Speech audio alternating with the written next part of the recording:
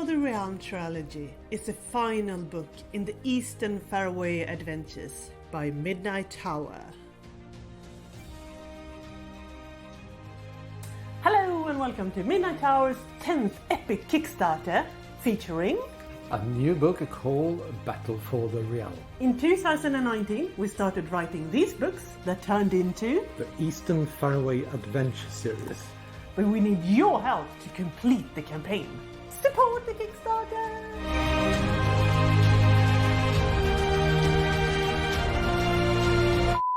Hello and welcome to Midnight Tower's 10th... 10th!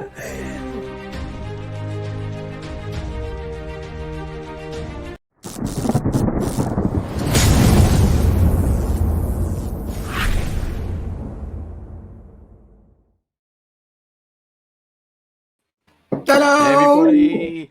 Welcome back. This is Band of Badgers. I'm Dave. That's Steve. Where are they? Over there. There's Eric and Tove, or Tove and Eric, however you want to do it and say it. Welcome back. This is another Midnight Tower Q&A because the new Kickstarter has just launched a couple of days, 2 days, 1 day, 2 days, 2 days ago.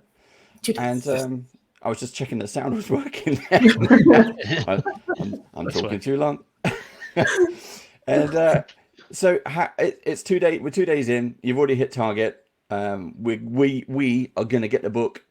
How are you feeling? Excited. Yes. Super excited. Yes. And, again, a slight delay there. There's a slight delay on excitedness for us. I mean, again, we've said this before on when we play Midnight Tower, when we play our campaign version with Tove, who's GMing that. Check it out. It's on our channel. Go check it out. It's the last part. It's the last part of the We're all gonna die. book range campaign. I mean, yeah. Very, very likely. Very likely. Yeah. Who's to blame? I didn't. So we're going to jump in. So for those of you who have joined us live, put your questions into comments now, and we'll start feeding them through. We're going to talk about everything: the book, challenges that have been faced, the gorgeous artwork, and how sad it is to have an end to this epic campaign story, Eastern Faraway Adventure. So it's kind of like bittersweet. It really does feel bittersweet that we know there's now an end to this.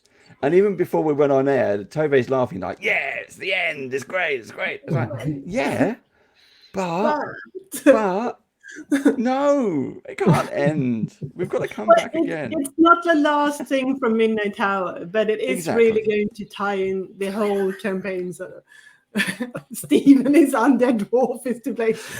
Definitely. Yeah. This stream is derailed in the first minute. No, sorry, go on. Exactly. Yeah. We got some. So yeah, if you have any questions, do shout out. We're just going to pose these questions to Tove and Eric. As the creators of this, as Midnight Tower. So again, coming back to this is the last part. How does it feel for you you've been working on this for the past few months. You've had these stories and kind of bits and pieces bubbling around in your brain. You finally get out on paper. It's finally in the process of being published with this Kickstarter to help you out.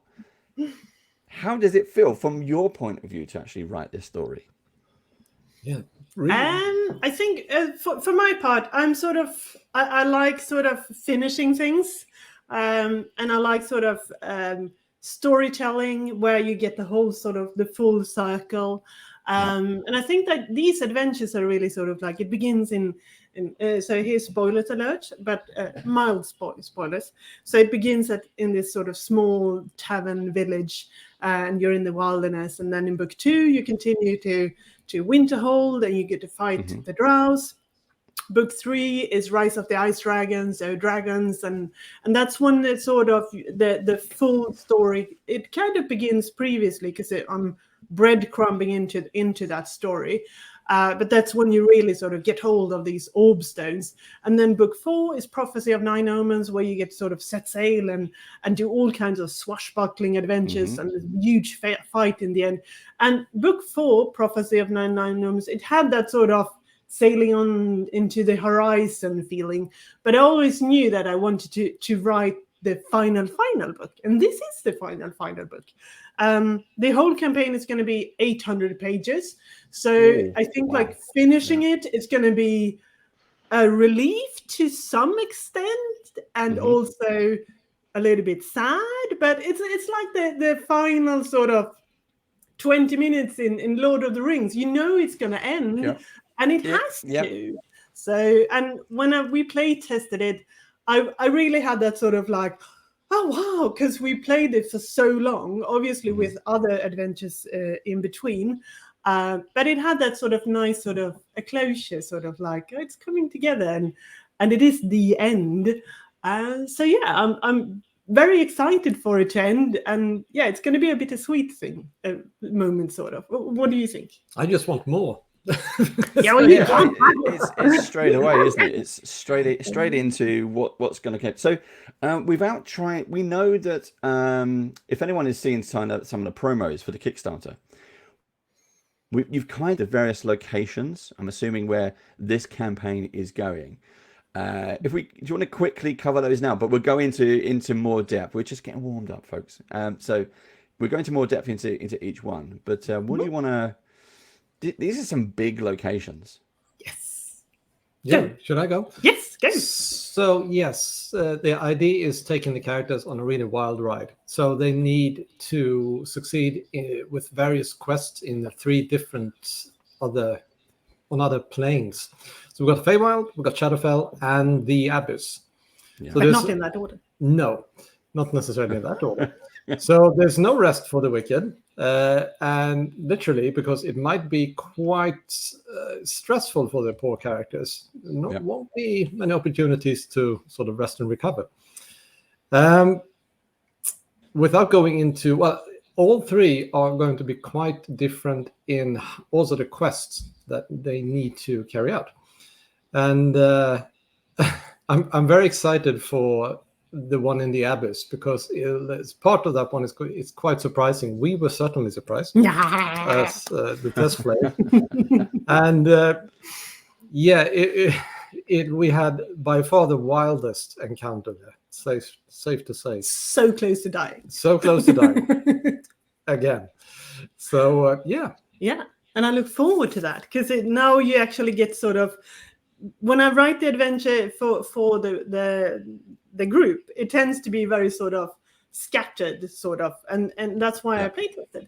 And then afterwards you can go back, you're like, yes.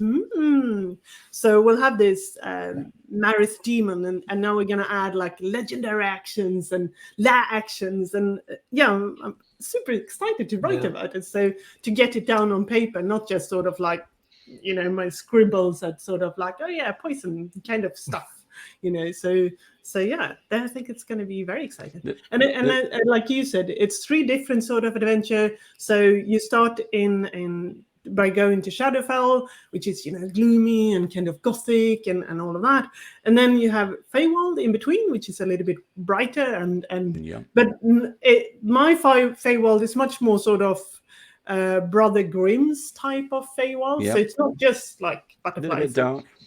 Yeah, it can be quite dark. And then you end in the Abyss and this colossal battle at the end. So yeah, super exciting. Fantastic. And I think it's probably safe to say that most of our adventures are quite dangerous. So it only feels up that this last one is going to be the most dangerous of all. But one thing that we experienced as a group was that we were in each of these encounters, the main encounters in Feywild, Shadowfell, and the Abyss, we were kind of blindsided by what actually happened in a good way. So, and that's something I hope we will be able to carry across into finalizing the adventures. What do you mean blindsided? Surprised in a very like nice way. What the encounters actually were about, because it's very often well, in the past it used to be very much okay, so I am in the Feywild, so I'm expecting someone's going to try to transform us into something horrible. Shadowfell, right? There will be legions of vampires or whatever. I know what you mean. It's like pretty much. Something else is going on here. So so we hope to make it surprising, fun. Cool. Then we got a load of questions coming in. The question on everybody's lips is Is Dave the barman the main antagonist? Is he going to survive till the end of the campaign? That's really what we want to know. Surely he's dead. Well, he's got his minion, Evet. I think so. Yeah, I mean, And yeah, I think actually that just gave me an idea that I'm gonna write up. See what you've done. A brand new 5-6 book campaign. No, There you go. No, just a Adventures small of idea. Dave the barman. and his minion, Evet. Evet. He's not. This is very Blackaddery and this is friend, really, isn't it? Got a cunning plan. Yeah. All right. Cool. But yes, I think he will survive. There we go. That's all we need to know. That's all we need to know. Now, Dragonborn Industries. So as we mentioned, you've got 800 pages in this big finale book. Dragonborn Industries says 800. How much did you have to cut to get down to that? Okay. To be fair, I should add that the final book isn't 800 pages. It's all of them. So here are the 4 ones that we have at the moment. And each is around, well, 160. Yeah, 160 or thereabout. So I don't cut down really when I write. So people who write tend to come in 2 categories. Either they are underwriters, like I am. So when I write, I sort of write the skeleton first, which is really good when you write mysteries, by the way, because then you know how it's actually going to end and who's guilty and how they did it. So that's a very good thing. But otherwise, other people like you are overwriters. They tend to write a lot and then they have to edit it down. And I personally really dislike editing, which is why I'm handing it over. Yeah, because I'm not editing, which is weird because no one is supposed to do that, but I do. So no, we I don't actually cut down. It's mainly sort of creating that first skeleton and know where you're going. So you have to plan the adventure. Sometimes you can feel that, like, okay, this is a little bit heavy before the adventure eventually starts, sort of, and then you have to change it. But you should figure that out already on the plotting stage when you write something. But not everyone does. Some people are more sort of like they just write directly, but I'm more of a plotting kind of person. So if I plot it initially, I can tell, like, okay, this is not going to work. That's a brilliant idea. I'm going to put that into like a mini adventure or save it for something else. So yeah, I don't. I add more and then I give it to ERIK and he prettifies. He reads more. Yeah. So have you in the process of being Midnight Tower and all the writing that you've done, how have you refined your skills? Do you see yourself getting better? I suppose for ERIK, because you're reading and proofreading everything, are you proofreading less? Is it? I think the stories and the way they're constructed. Yes, I think we've over the years. Gosh, it's been years. We've found a way that really works for us to create adventures, and it's developed really organically. We also found a way to sort of try to at least structure things in a sensible way before we really start writing, because it used to be a case of, oh, we have all these brilliant ideas, yes, let's just write, and then we realized it just became a real ordeal to make a finished book. Now we have a better plan, but that obviously doesn't stop us from having last minute epiphanies and go, oh, hang on, what if we do this? And that completely affects all our plans. And now we have to go back to the drawing board. So this kind of into something else. So before we went on air, we were talking about the novels and stories that we've read over the years, and we stories which stick with us, that shape and that we remember. Is there any plans, because you've read those kind of books, is there any plans to novelize some of your stories rather than adventures? Are you going to get Midnight Tower the novel? Oh, he put us on the spot, didn't he? I don't know. And do that as a Kickstarter, because it's something that there was a question as well that I guess may feed into that. It's something that I have toyed about. That one. but it's something that I really would like to do. But I'm not sure I would be able to pull it off because it's different. First of all, obviously, you have to think about it sort of, okay, you know, the OGL situation and 5e is like you probably had to change quite a lot. You can still keep the world a lot, but I would hate to sort of write a full book and then Wizards of the Coast do another sort of OGL stunt, fiasco drama, whatever you want to call it. And so in that case, you had to change the story. I would like to write it, but on the other hand, there's so much I really want to do. Like I want to write a campaign guide. I also want to continue writing mysteries. So, yeah. Yeah, not to mention that there are and I also love solo parts. adventures. So it's like, I need more time. The solo more player lifetime. Adventures, and the 3 other parts of Faraway that we haven't explored yet. So 3. Yeah, 4. 4 even. Yeah, oh, and the Outer Islands. Oh, of course. Hello. Yeah. So yes. We need a big campaign world map. That's what we need. Yeah, and the big world cartography. Yeah. I know. Look, don't blame us. It's your fault for creating a world that people, that they're falling in love with, that they enjoy this world, they're exploring this world, and it's something we all do. When we start with D&D, you go into a city or a dungeon or a forest, and you go, oh, what's that bit over there? I want to go and have a look. Oh, there's another city or a mountain or something. Yeah. And then the worlds have to evolve and expand. A complete ecosystem comes out. Yeah. And where we've seen these locations in your world, now we want to know more. Well, what is the 4 corners? What do they look like on a map? Let's get like we see. There's my Lord of the Rings map there. Let's get your maps up there so that everyone can start to see them. That's what I would like to see. And a lot of these maps actually do exist, but in a handwritten sort of organic and sometimes very scribbly version.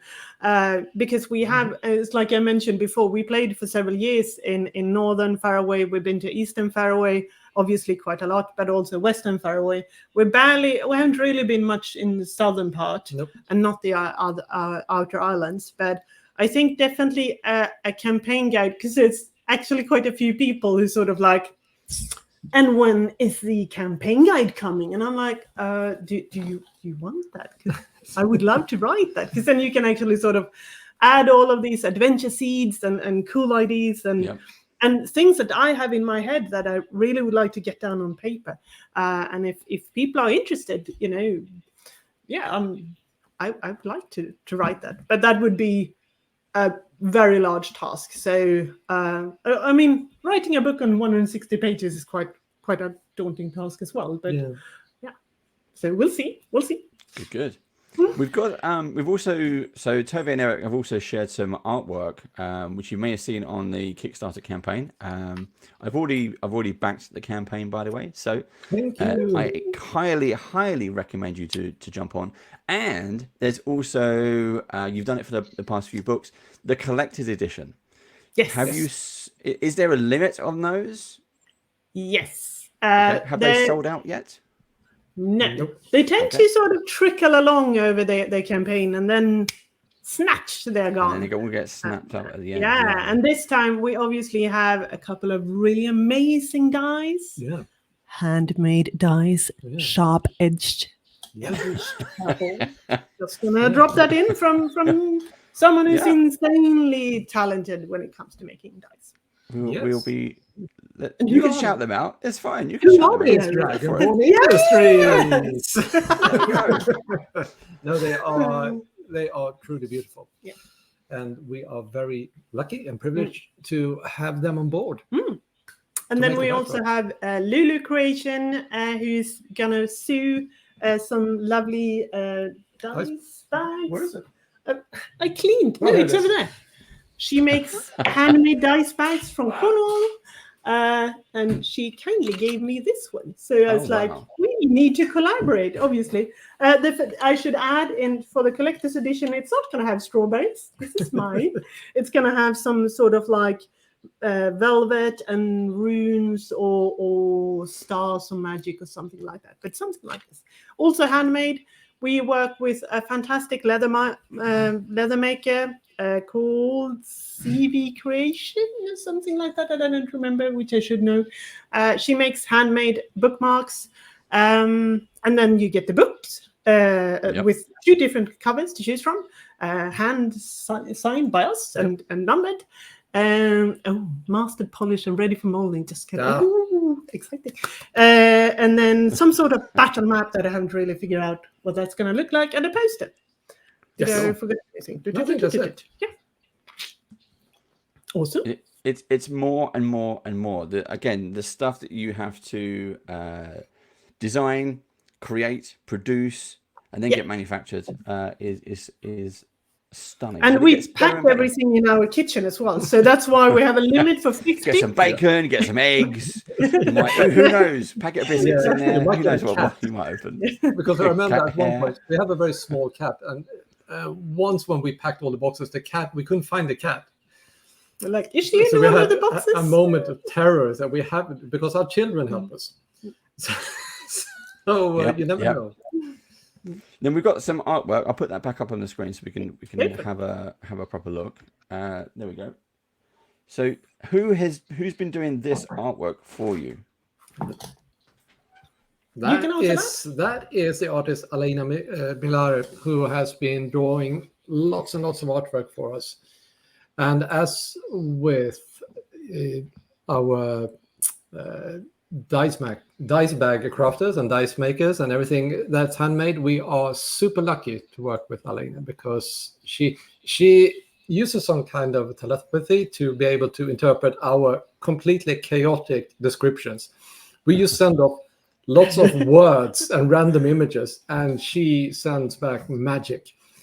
So with this cover, we're particularly super happy with because so you can see them. Ended up being fantastic. I love this picture. As soon as you sent it over on the promos, it was like, yes. Now it looks like a Stargate behind.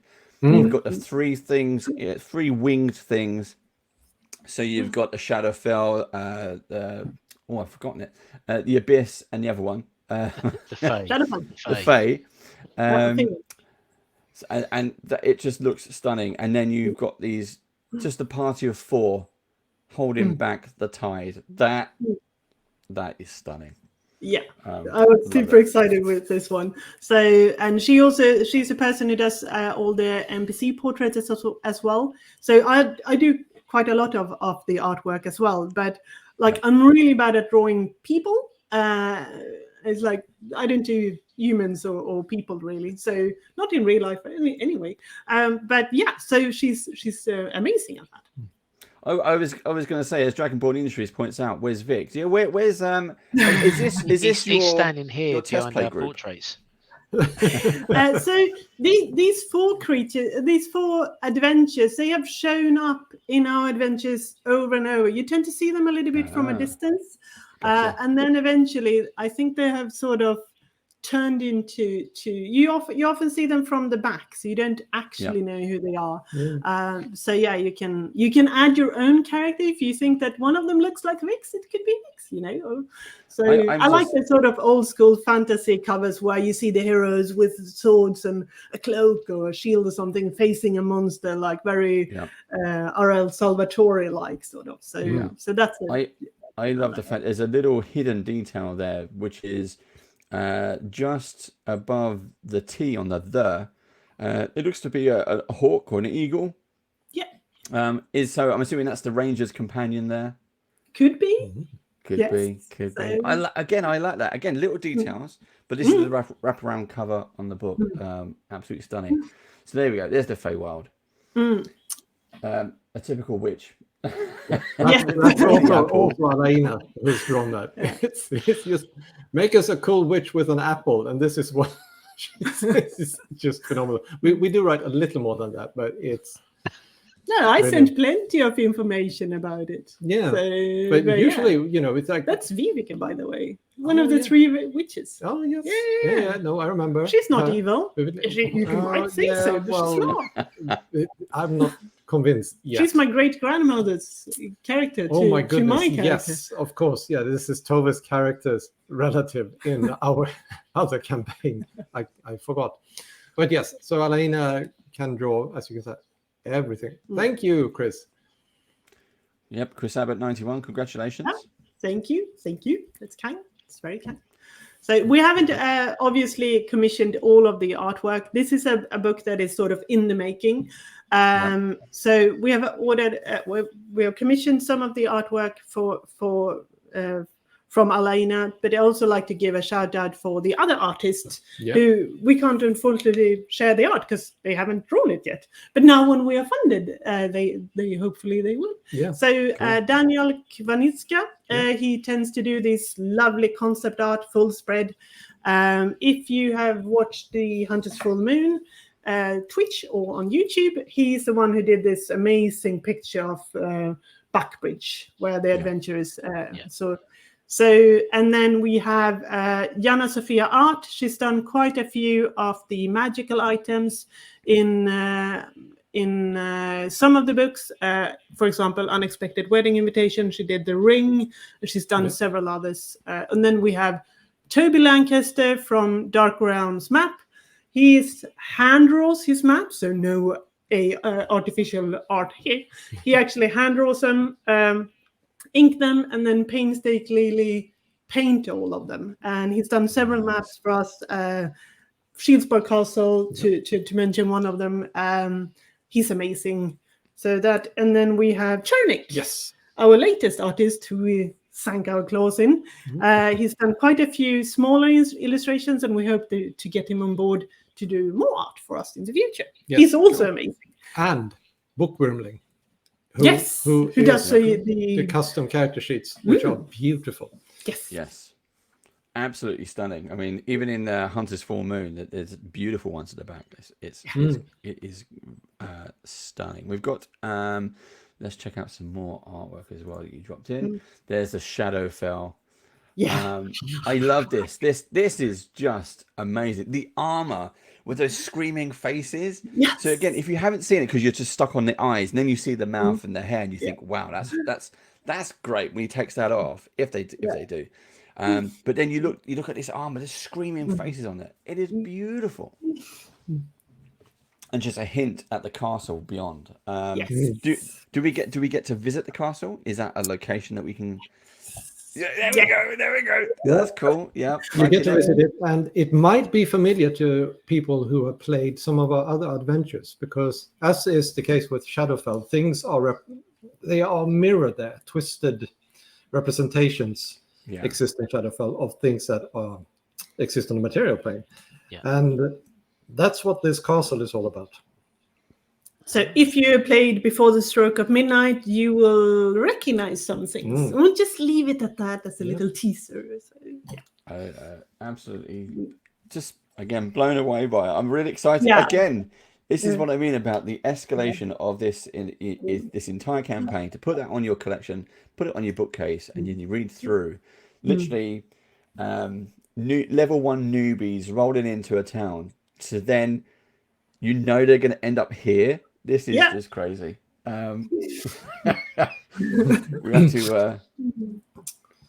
And I like that from a storytelling point of view as well. How you you start small a little bit, and then as your characters increase in level, they become more and more powerful, but also the villains will become more and more powerful. So you have that sort of escalating, and the same thing with like the risks. Initially, it's sort of like someone is missing in the village. Could you please help? And in the end, it's like, okay, we're on the brink of war, and if you don't step up now, this is going to go south really, really fast. So you have that sort of save the realm kind of feeling. Is that sort of continuing escalation, because it's not just necessarily about getting more powerful and then facing greater challenge creatures in terms of mechanic. It's more, as you said, it's more about the escalation of the responsibility. So do you you were talking earlier about the playtesting and bringing from the playtesting into the final product. Is that something that you get a lot out of the playtesting? Is that level, that hitting that right level of escalation? I would say yes, because I'm the DM. I will say yes, of course, but make the play. What do you think? the adventures that I've been the most excited about, that have been the most to me over the decades. We've lost the Dungeon Master. Are the ones where there's been less focus on loot or just gaining levels or being able to cast more, hit harder or cast more powerful spells. It's always been more about stakes and responsibility. So in a sense, you never quite move away from that village where you first met your fellow members of the adventuring party. Yeah. Because your actions at a later stage will affect a biggest part of the world, including that particular place. So you tend to, you need to stop something from leveling the entire land where you live. That includes that inn. And you get to know more NPCs along the way. Then you end up being responsible for them too. We have, for example, Bjorn Amberclan, who is accompanying the characters. If you play the entire campaign, he sort of tags along. And you just can't shake the guy. He's just there. You've got to have that mischievous guide, though. Again, we've seen that kind of character in films. You need someone who's there just to maybe create some trouble or get you out of trouble. Yes. So, yeah, you need that. Yep. And I think also with Prophecy of the Nine Omens, so that has a sort of like, it feels like you've achieved what you wanted, but it's actually the starting point of the next adventure without spoiling too much. And I like that because it's sort of like, not only sort of are you the people that will turn to you for help, it's actually technically kind of your fault that these magical portals open. So it's like, this is your mess. Are you gonna sort it out? Clean it up. Yeah. Fantastic. We got another question. We'll put this one up on screen. This is Mustang. It says basically, Dave, are you continuing the campaign into Secrets of the Drow? Now I'm going to say yes, but actually in 2 weeks' time, is it 1 week time? I'm not sure. 2 weeks' time or 1 week time, we're back with our Hunter's Full Moon, the big finale. It is the last session of book 1. Could be a quick finale. Yeah, it is. But then we're going to take a little break. We're going to take a few weeks off. We don't compromise ourselves. Exactly. Yeah, create a new team. Steve create a new character. Led by an undead dwarf, I might add. I don't think so. And yes, the plan is to come back with book 2 for the next part, and we'll you should show it. Yes, Secrets of the Drow. There it is. There we go. Yeah. Which is even more dangerous. But then you're level 4. You're higher level. It's fine. Yeah, you're more squishy when you're at low levels. Yeah, what could possibly go wrong? So it's like, why did everyone make a cleric? Did I see another question? Yeah, we've got up here. We've got bits coming in. There we go. Sorry, we'll put this one up there. There you go. Assuming you guys survive, how many weeks break? I'm not sure. We'll maybe take a month off. I'm not sure. We need to check the schedules. It's everybody's schedules as well, and also Diana's in the States, so we're looking to make sure. What we got here? We got Chris. Are your own group adventures available as a YouTube series? Ours is, but actually, Tove. Yeah, yours. Ours. Few reasons. So the Swedish group that I play test with, it's old friends. We're all sort of Swedish, well, I'm Danish, but anyway. So we role play in Swedish. We also tend to drink quite a lot of ale, and it's definitely not PG rated. So I wouldn't stream that. That is probably one of the primary reasons we have talked about it, but everyone's like, no, they're all quite camera shy. I don't think that is the problem. But yeah, okay, let's say they're very camera shy. That's absolutely very true. It's not the way, but yeah, we meet up. So they obviously we moved first to Australia, and then we ended up here in England. We lived here for 15 years, but they still live in Sweden. So we meet up twice a year, and we go over. Either we go to them, or they come here, and then we do these like geekends where we play a lot during a weekend. We hold up, basically. We hold up with colossal amounts of beverages and snacks, and we play usually for 4 days straight with short breaks for pub visits and things like that. But otherwise, it's just playing through an entire day. Usually, during the hours, we collapse. Yep. But that's what we need. So that's the ones that I don't always. We tend to rotate DM as well, so it's not always. I'm not always a DM, but it's a great way to sort of play test things and see how it works. Yeah. And then afterwards, I sort of take, especially the murder mysteries are great because they're like, haha, I knew how that happened. It's like, that's actually a really good idea. I'm going to add it to my adventure. And then I take all the credit for it. So that works out flawlessly.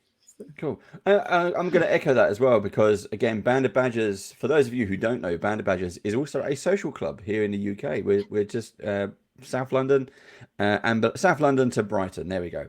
That's where we're based. But yeah, that's how we started. That's what we were, was a social club playing D&D. And we'll do 12, 14 hours in one stint. We now have what most people affectionately call BadgerCon, which is an entire day. We do... We're gonna upgrade to barbecue, but we'll upgrade to a hog roast. I think this year we might do. Who knows? And when is the next BadgerCon?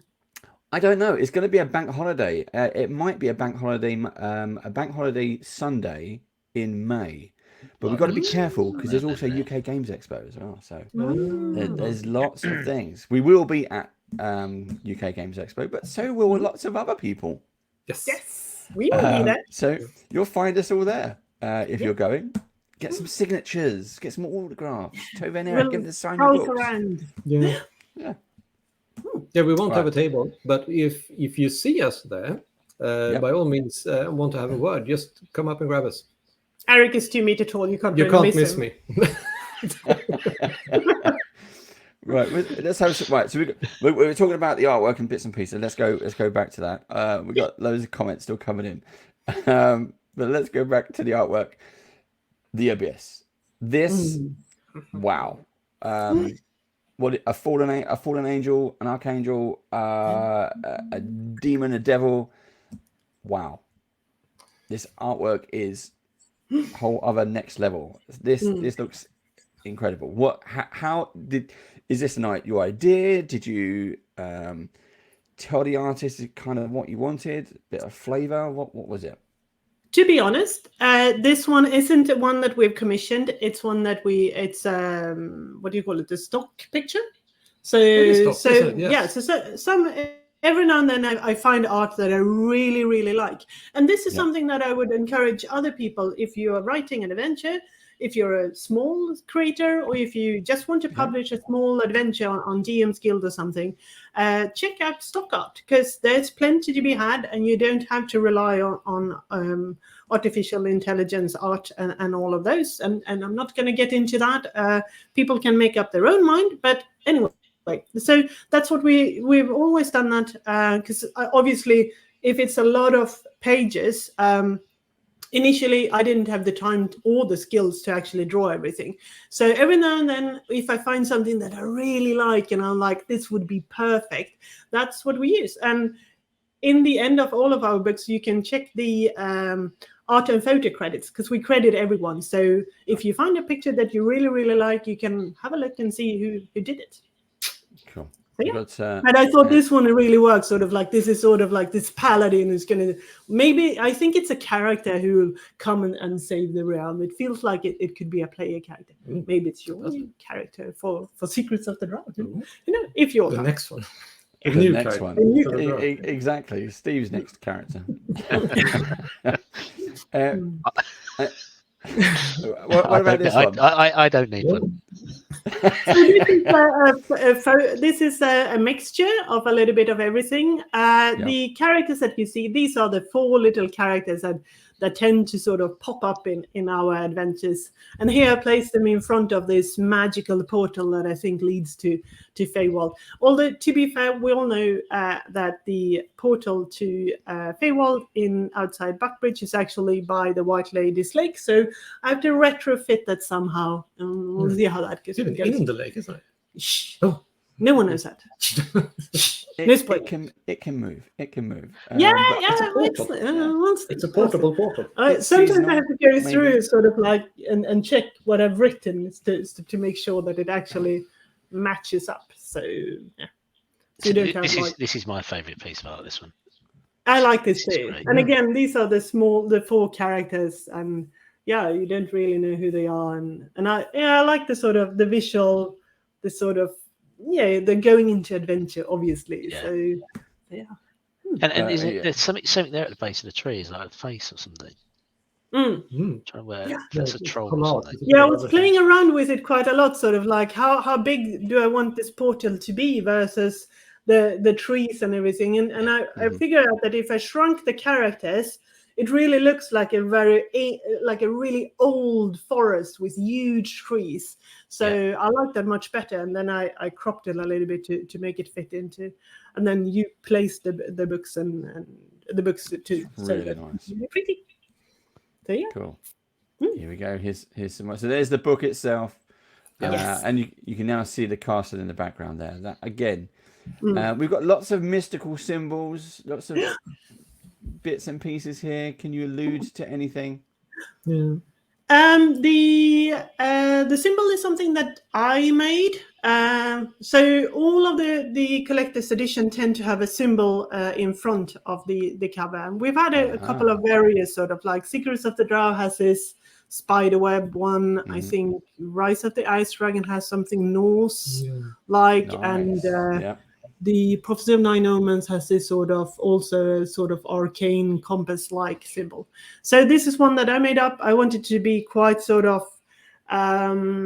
arcane, and I had a look at old sort of alchemist symbols, and also the signs around them is okay. So it's written in a specific type, a font. But it's actually a secret message as well, because I tend to add that into it's like Easter eggs. So if you're really into it, you can actually crack it. Have at it. And it's actually the same sort of symbols that's later on the cover, because I sent them to Alaina, sort of like, if you want to, you can write this.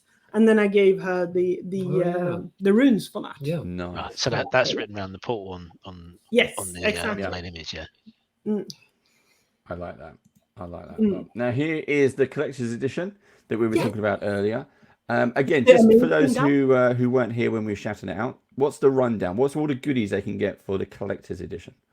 So in this case, you get the book, and you get to choose between the one that's in the hardcovers in the picture, or hardcover with a special collector's edition only cover. And we signed and number all of them. And like Tove said, the collector's edition one is typically going to have the symbol that represents this particular adventure. You get the PDF version of everything. You get a campaign poster, but more importantly, you also get Dragonborn Industries phenomenally beautiful dice, handmade from Cornwall. And soon we just found out we will have pictures of the finalized dice. Yes, from Cornwallshire. There we go. From Cornwallshire, and we will also from Cornwallshire have a handmade dice bag, which is not going to look exactly like that, because that was the mock. It's going to be much better. Yes, and prettier. That's a mock-up, but it's fairly representative. No, it's not. It's going to be like 2 colors. Oh and yeah, different it's not fabrics, representative at all. It's much more beautiful with runes or magic and stuff. True. So Cornwallshire for the win. I do know it's not Cornwallshire. Anyway, big engraved bookmark. It is now. We're going to change the sign. We'll go down there when we pop down to see Ian. We'll change the road sign. Go over Exeter Bridge a bit from then on. Welcome to Cornwallshire. And again, when you get fined for vandalism in Cornwall, and the battle map. Which is to be finalized exactly what that's going to be, but it's going to be pretty big, probably a fold-out map of some type. Hand drawn by yours truly. Yes, made by Tove. Yes. It's my new obsession, maps. I mentioned the bookmark. Yes. So that's the collector's edition, packed by yours truly right here. Yeah, and free VTT pack if you want to play online. So and you get your name under a special banner that says "Epic Thank You." That's it. Immortality Yeah. unlocked. Are you still doing the? You mentioned the VTT, which is quite important. Mhm. Are you also doing the tokens with the VTT? Yes. Yes. Cool. So token maps and handouts, different variations of the maps, and we just zip everything up for all the 3 adventures, and then Yeah, you can print it if you like, or if you play Yep. online, it's easy to sort of. And Yeah. it works Yep. pretty good. So I And, mean, and it works great. I mean, we've used it for our campaign. We've used the VTT maps, and they look gorgeous. So yeah, fantastic. What else we got? There we go. More of the artwork. Again, the Kickstarter is live now. If you didn't already know that, go. Just pledge a little bit of money. Get a fantastic book. It's that simple, that easy. Yeah, and we have everything from pledges which is just £5 if you're on low income pledge for the digital version, all the way to 230 if you happen to be very rich and don't know what to do with it. You can just support 2 nerdy creators who will make a gorgeous book. So that, I think that's a pretty fair deal, actually. I think so. Anyway, so Yeah, it is. It is. And then obviously you can get all of the books. Yeah, here they are, and they are discounted price. yes. Yeah. Look at that. I mean, again, it's a fantastic collection. I keep saying it, and I talk about it often. There's a lot of things. The various people that we meet, we do bring it up quite a lot. So it is well worth. There you go. Show them again. I mean, just flick through the covers. It's your fault for writing so many books. Yeah, attacking you. Yeah, we also have a couple of. Yeah, we got the extras. You got the extras. Yes, So actually, that was one of the questions we had. We've got these books. This is the main campaign. Yes. Now, in the past few years, you've also done the mysteries. Yes. So, which are those ones? which are standalone stories, which are again fantastic. Are you going to be doing? So we've had one of the books.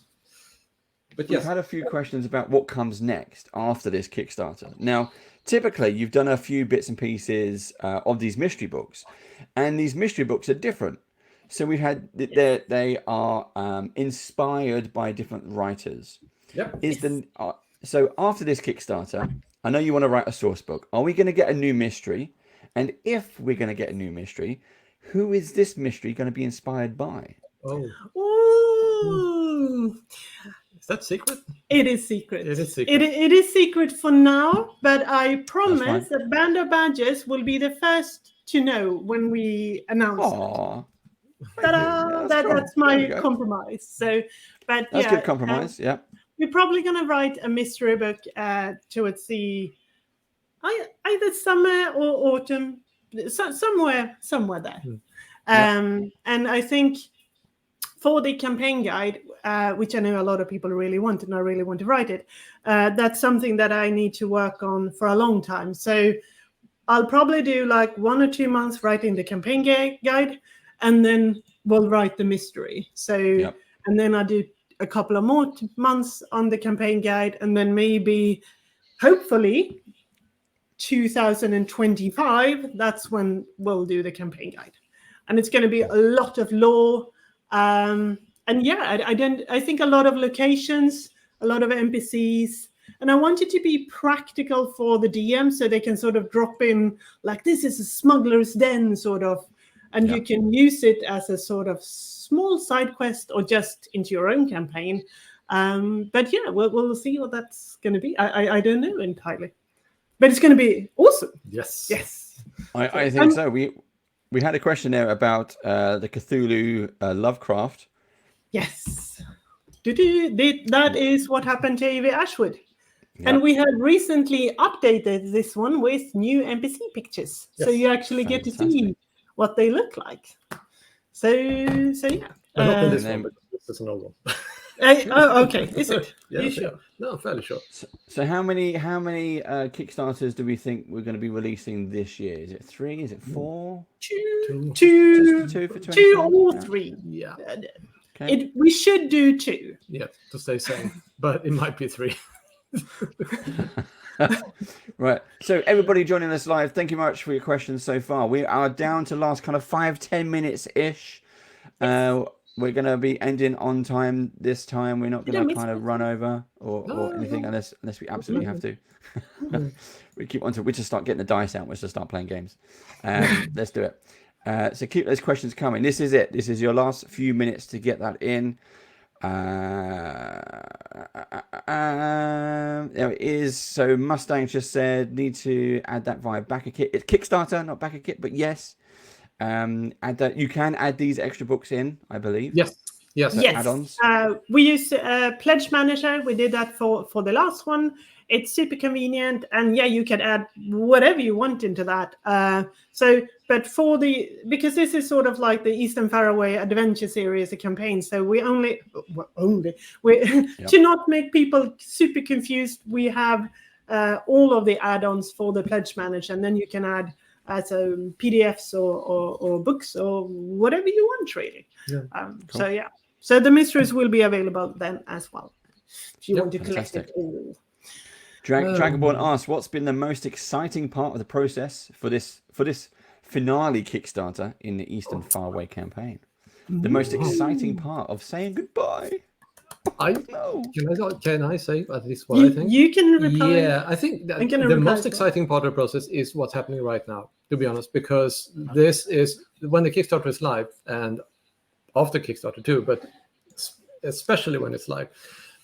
We talk a lot to backers and they talk to us, so we get lots and lots of ideas and feedback from backers, which is brilliant. We run polls we come up with ideas for contents for the compendium and we put that in a poll, and we are always taken aback by the results because we're always wrong. It's like, I think everyone's going to choose A and everyone chooses I don't understand C. Like the last poll that we have for, I was so sure everyone would go for familiars that are from other realms, and everyone went for, not everyone, but a lot of the ones that's leading now is like NPCs from other realms. I'm like, what is that? I don't know. But yeah, we also encourage people to have ideas. So at the moment, I'm drawing a book that is a stolen book from Seven Keys Library that one of the backers suggested, and it's just good to have that interaction. For me, the most exciting part is obviously the Kickstarter and all that. It's super exciting, but I am super excited about the ending. I'm not gonna lie. It's like the battle and the whole sort of crescendo, and I had so much fun when we play tested it. And I hope that we can translate that into the book, and that everyone else will have you have quite a few creative ideas for that ending too. Yes.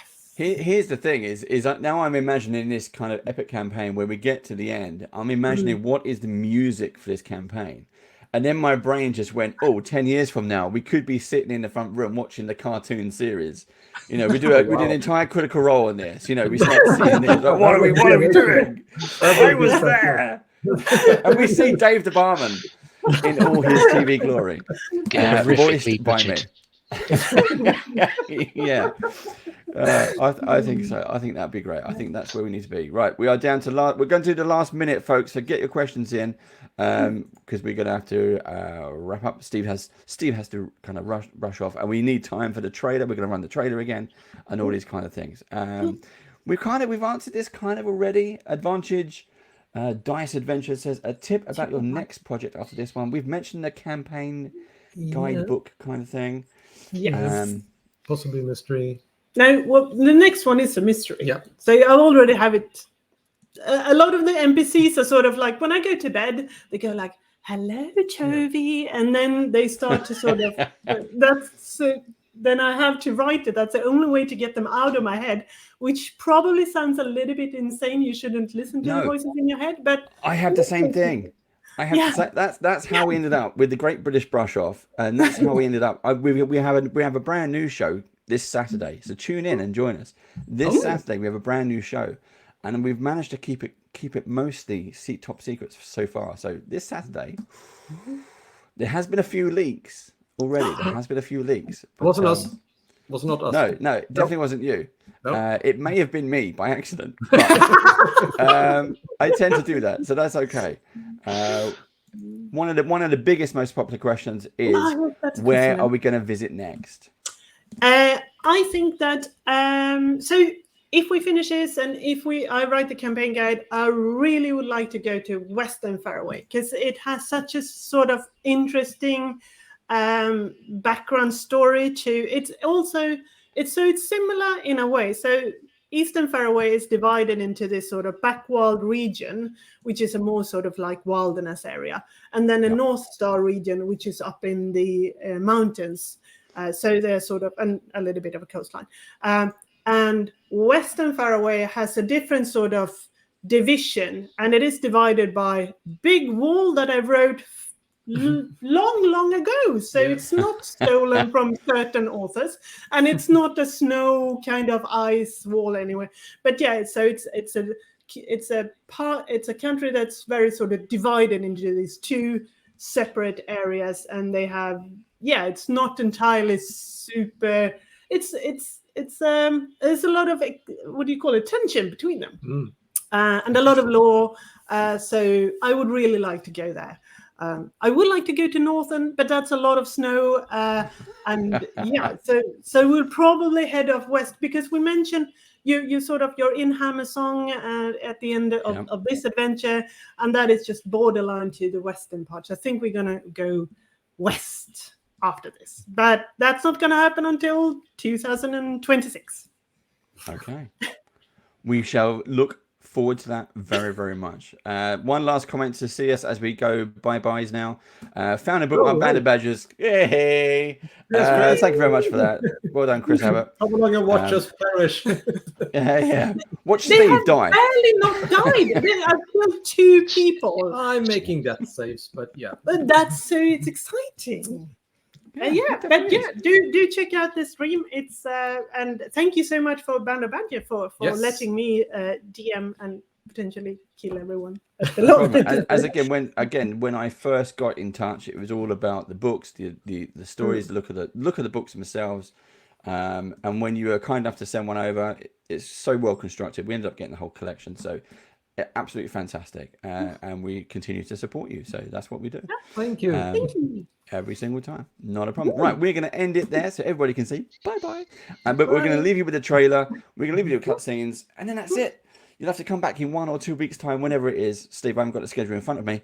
For the finale of Hunter's Full Moon. Yep. And thanks everyone for watching. And if you're watching this later, you can check out the YouTube. You should say this, Dave. I'm just trying to help. You're doing so well. Look, see, they've been doing this for a few weeks. Don't forget to like and subscribe. Oh, and buy the Oh, there's the mugs. Look, there's the mugs. They're fans. There's merch you can buy. If you supported the Kickstarter, thank you so much. No, not a problem. Not a problem. We'll see you on the other side, everybody. But until then, bye. Yeah. Bye. See you next time.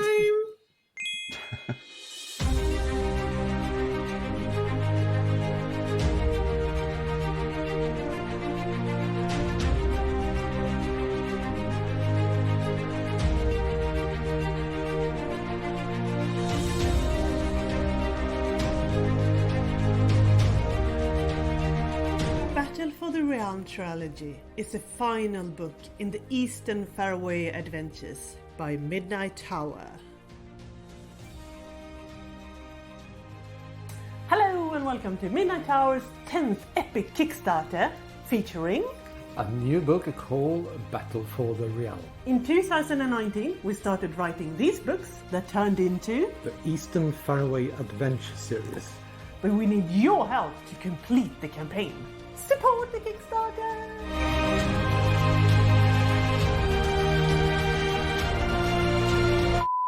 Hello and welcome to Midnight Tower's 10th 10th